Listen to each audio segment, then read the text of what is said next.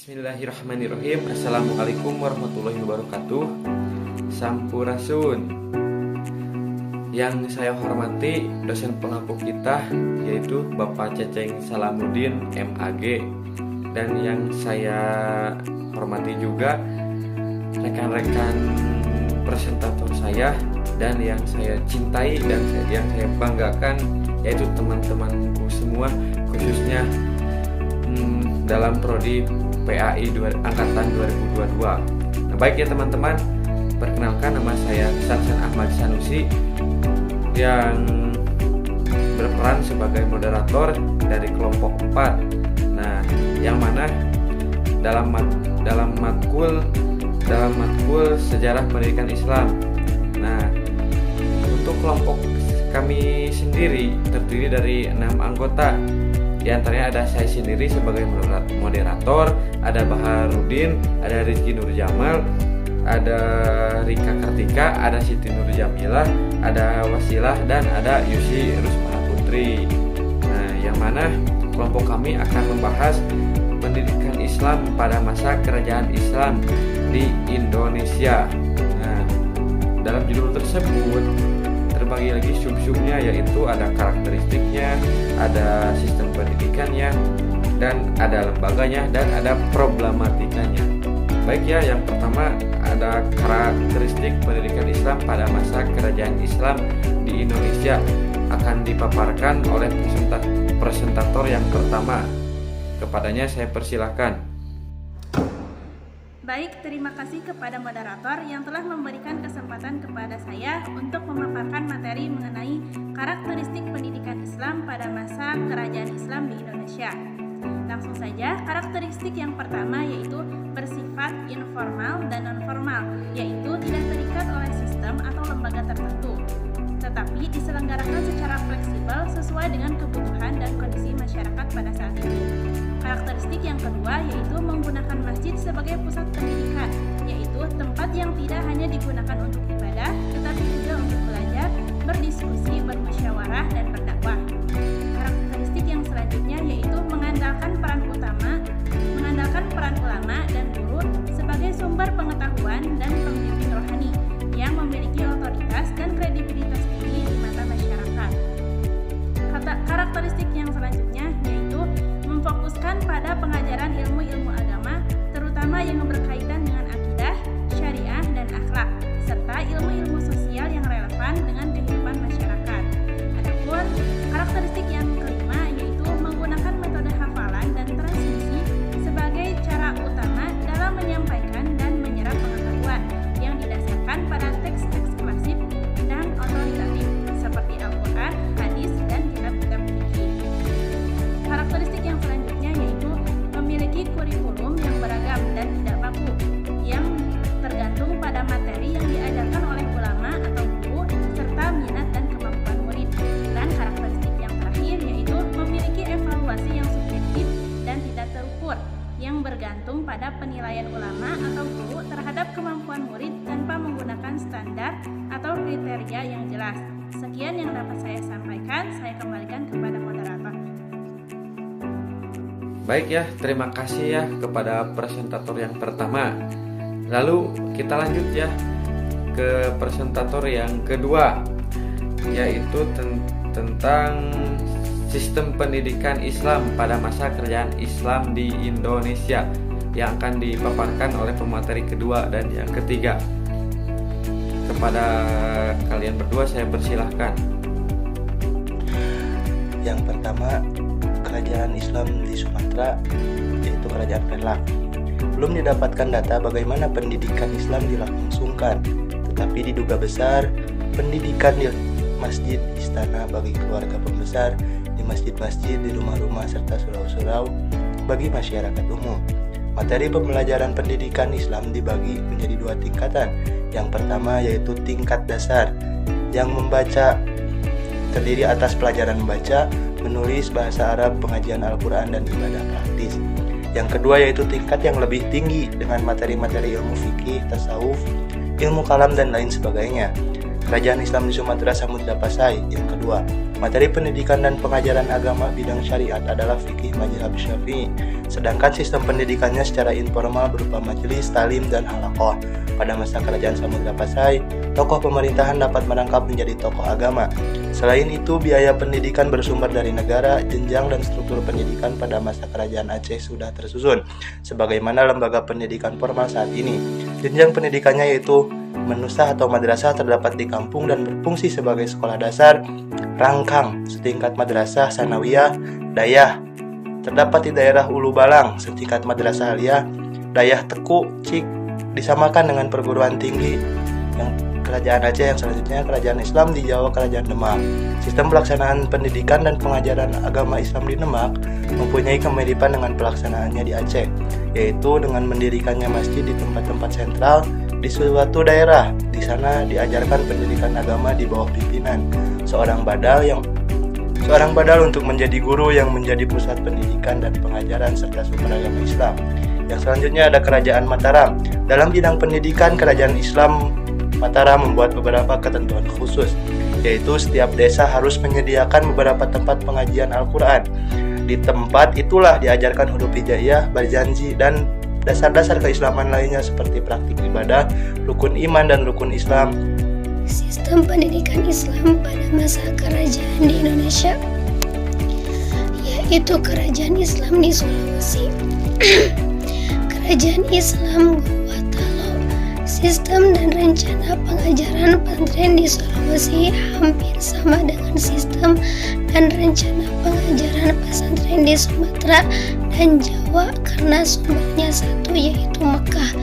Mungkin itu saja yang dapat saya sampaikan. Saya kembalikan lagi kepada moderator. Terima kasih ya kepada presentator sebelumnya telah memaparkan tentang sistem pendidikan. Kita lanjut ya kepada sub yang ketiga, lembaga pendidikan Islam pada masa kerajaan Islam di Indonesia, yang akan dipaparkan oleh presentator yang keempat. Kepadanya saya persilahkan. Terima kasih kepada moderator yang telah memberikan saya kesempatan untuk memaparkan materi tentang lembaga pendidikan Islam pada masa kerajaan Islam di Indonesia. Di antaranya yaitu yang pertama, masjid. Masjid sebagai pusat aktivitas penyebaran Islam juga sebagai lembaga pendidikan. Pada umumnya, pendidikan yang berlangsung di masjid berkisar pada membaca Al-Quran dan akhlak.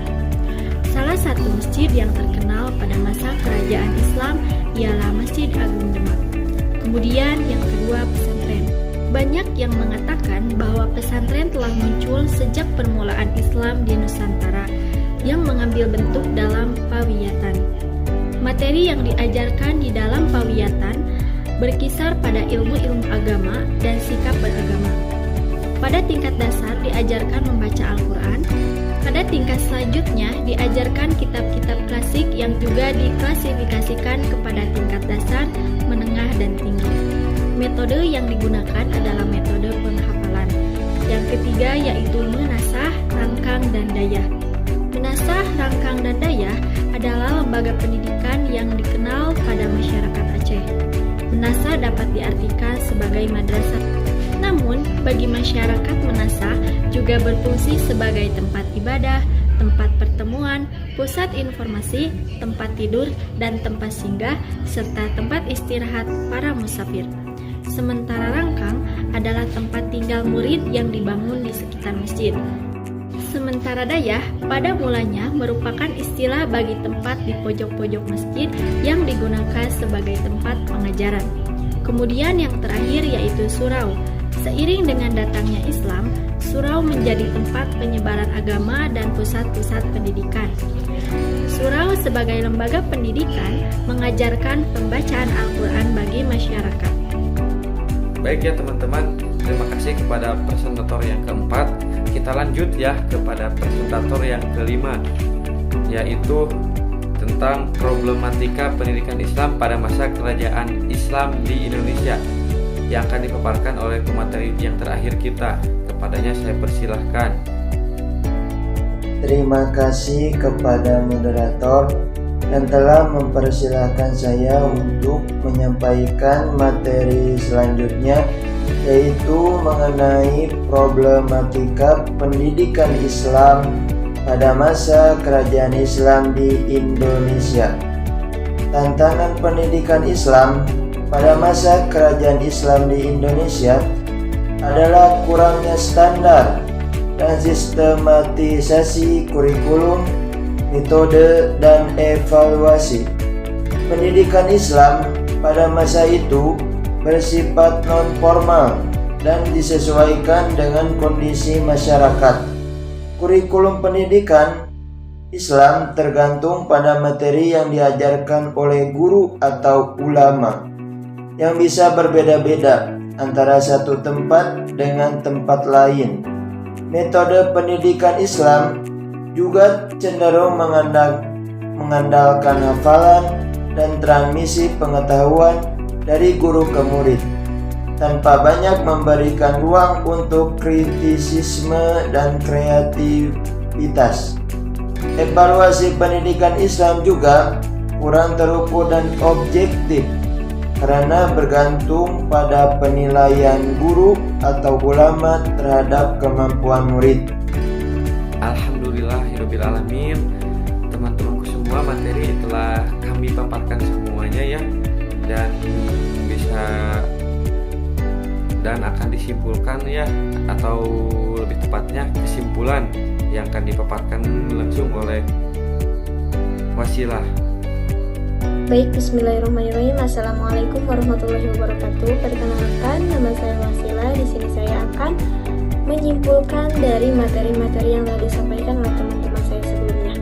Jadi dapat dipahami bahwa dalam pendidikan Islam pada masa kerajaan Islam di Indonesia mempunyai beberapa karakteristik, diantaranya yaitu bahwa pendidikan Islam pada saat itu bersifat informal dan non-formal, yaitu tidak terikat oleh sistem atau lembaga tertentu. Pada masa tersebut, masjid bukan hanya digunakan sebagai tempat ibadah saja, tetapi juga digunakan sebagai pusat pendidikan yang mengandalkan peran ulama dan guru sebagai sumber pengetahuan dan pembimbing rohani. Adapun pengajaran pendidikan Islam pada masa tersebut berfokus pada pengajaran ilmu-ilmu agama Islam. Nah, adapun sistem pendidikan Islam pada masa kerajaan Islam di Indonesia saat itu terdiri dari beberapa unsur-unsur yang dimana unsur-unsur ini akan saling berkaitan untuk bisa menggapai tujuan pendidikan Islam itu sendiri. Nah, untuk lembaga pendidikan Islam pada masa itu terdiri dari masjid, pesantren, meunasah, rangkang, dayah, dan juga surau. Di sisi lain, problematika pendidikan Islam pada masa kerajaan Islam di Indonesia adalah kurangnya standar dan sistemasi kurikulum, metode, dan juga evaluasi. Pendidikan Islam pada masa itu masih bersifat non-formal dan juga disesuaikan dengan kondisi masyarakat. Kurikulum pendidikan Islam tergantung pada materi yang diajarkan oleh guru atau ulama yang bisa berbeda-beda antara satu tempat dengan tempat yang lainnya. Cukup sekian yang dapat saya sampaikan. Mohon maaf apabila ada kesalahan. Wassalamualaikum warahmatullahi wabarakatuh.